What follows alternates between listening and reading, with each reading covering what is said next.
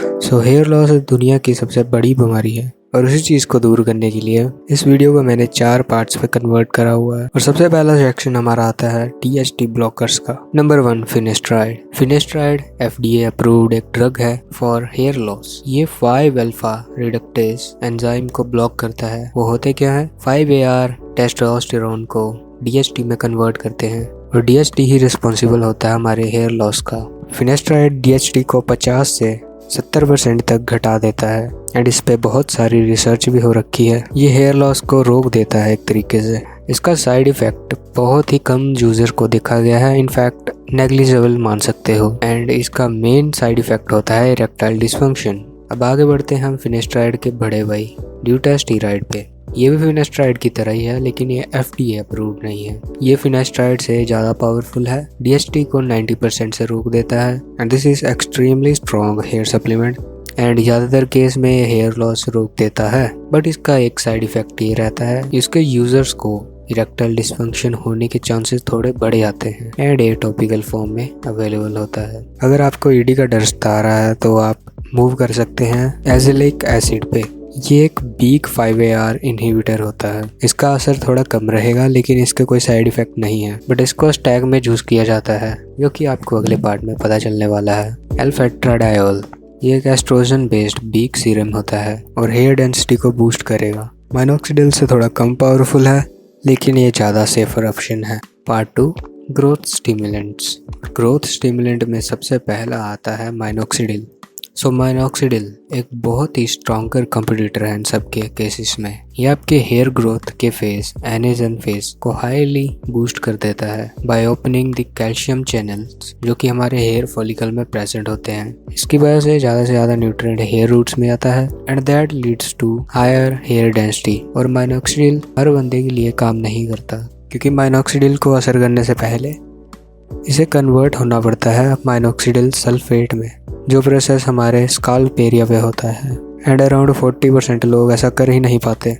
इस पे कोई भी राय बनाने से पहले आप इसे ट्राई कर सकते हो 2-3 महीने के लिए। अगर रिजल्ट सही रहता है तो कंटिन्यू कीजिए, अगर नहीं रहता है तो छोड़ दीजिए। एंड इसकी एक बेस्ट साइड ये रहती है, अगर आप इसे ओरली कंज्यूम करेंगे तो आपकी हेयर्स, बियर्ड, आईब्रोज और बॉडी हेयर ये भी साथ साथ ग्रो करना शुरू कर देंगे। और अगर आप इसे सीरम की तरह हेयर स्काल्प एरिया पे लगाते हो तो सिर्फ वहीं पे असर दिखेगा। बट इसका सिर्फ एक साइड इफ़ेक्ट है क्योंकि ये हार्मोन्स को बहुत ज़्यादा बूस्ट कर देता है एंड इसे छोड़ने पर आपको सिग्निफिकेंटली ड्रॉप दिखेगा अपने हेयर्स पे। नॉट बिकॉज आपका हेयर लॉस शुरू हो गया बट दे हार्मोन्स जो कि उसे प्रोड्यूस करवा रहे थे वही कम हो गए। नैनोक्सिडिल ये माइनॉक्सिडिल है, बस उसकी बिगर फॉर्म है। हालांकि इस पर ज़्यादा रिसर्च नहीं हुई है एंड आप इसे स्कैम मान सकते हो एक तरीके से क्योंकि ये माइनॉक्सिडिल से थोड़ा ज़्यादा महंगा आता है और इसके रिजल्ट भी सेम से ही रहते हैं। ब्रिजुला और CB0301 ये एक तरह का एंटी एंड्रोजन है जो कि टेस्टोस्टेरोन और DHT के साथ आपस में लड़ता रहता है। इसकी वजह से most of your androgen hormones ये होते हैं वो लॉस हो जाते हैं and the rest gets absorbed. ये सिर्फ उनके लिए सही रहता है जो कि बॉडी बिल्डिंग में हैं और जहाँ उनका टेस्टोस्टेरोन आइडियल से कुछ ज़्यादा ही आ गया है, क्योंकि इसका मेन काम रहता है टेस्टोस्टेरोन और DHT को जितना हो सके इतना लॉस करवाना सो दैट हेयर लॉस का कोई चांस ही ना बचे। अब इसके बारे में क्या ही ज़्यादा बताना है, ये एक तरह का सुपर कंपाउंड है जिसे मैंने पहले भी टॉपिक में कवर कर रखा है। ये माइनॉक्सिडिल और फिनेस्ट्राइड दोनों का कॉम्बो लगा सकते हो और उसकी अल्टीमेट फॉर्म ये हाईली इफेक्टिव रहता है और इसे आप लॉन्ग टर्म में ना ही यूज़ करें ज़्यादा, वही बेटर रहेगा। सपोर्टिंग प्रोडक्ट्स तो इसमें सबसे पहला आता है MK677। इसे तो मान के चलो ये कंपलसरी है और हार्ड मैक्स करने से पहले मैंने जितने भी सुपर कंपाउंड्स बताए हैं वो तो ज़रूरी है ही, इन्हें आप मिस नहीं कर सकते। कीटोकैनाजोल एक एंटी फंगल शैम्पू है जो कि आपके DHT को ब्लॉक करेगा एंड ये रहता भी थोड़ा सस्ता है तो बाकी चीज़ों से ज़्यादा एफिशिएंट रहता है। आपकी हेयर प्रिजर्वेशन को बूस्ट करता है, स्पेशली यहाँ पे आपकी हेयर लॉस के चांसेस या साइंस ज़्यादा दिख रहे हों।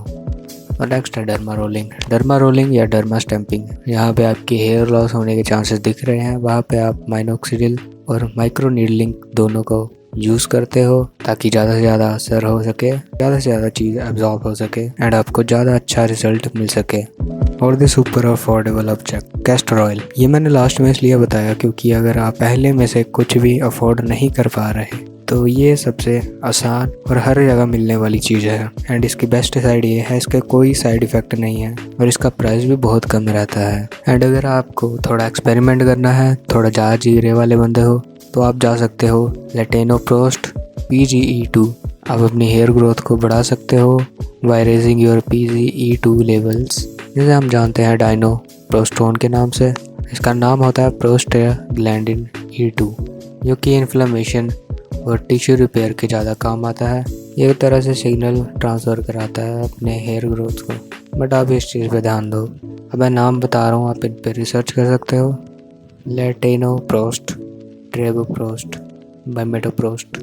और सिट्रीजिन एक तरह की एंटी एलर्जी ड्रग है और इससे भी हेयर ग्रोथ में थोड़ा सा, ज़्यादा नहीं, थोड़ा सा ही बूस्ट देखने को मिला है। सिट्रीजिन ज़्यादा साइनस और एलर्जी के लिए यूज होती है। In the last retinoids, redensyl, adenosine, ये हेयर डेंसिटी को बढ़ा देगा। सो बेस्ट पैक रहेगा आपके लिए फिनेस्ट्राइड, माइनोक्सिडिल और एक कीटोकैनाजोल शैम्पू। ये होगा बिगिनर्स के लिए। एंड अगर आपको इससे भी असर नहीं दिख रहा तो आप जा सकते हो एक स्टेप फर्दर, उसमें होगा ड्यूटेस्टिराइड, एंटी एंड्रोजन लाइक RU58841। और थोड़ा और एक्सट्रीम जाना है तो ऊपर जो मैंने एक्सपेरिमेंटल नाम बताए आप उनको भी फॉलो कर सकते हो, लेकिन रिस्क आपका रहेगा। की रूल ये रहेगा कि आपको मिनिमम 4 से 5 महीने तो वेट करना ही पड़ेगा ताकि आपको अच्छा खासा रिजल्ट इनका दिख पाए। तो ये थे हमारे हेयर ग्रोथ के सप्लीमेंट्स। मिलते हैं नेक्स्ट वीडियो में, बाय बाय।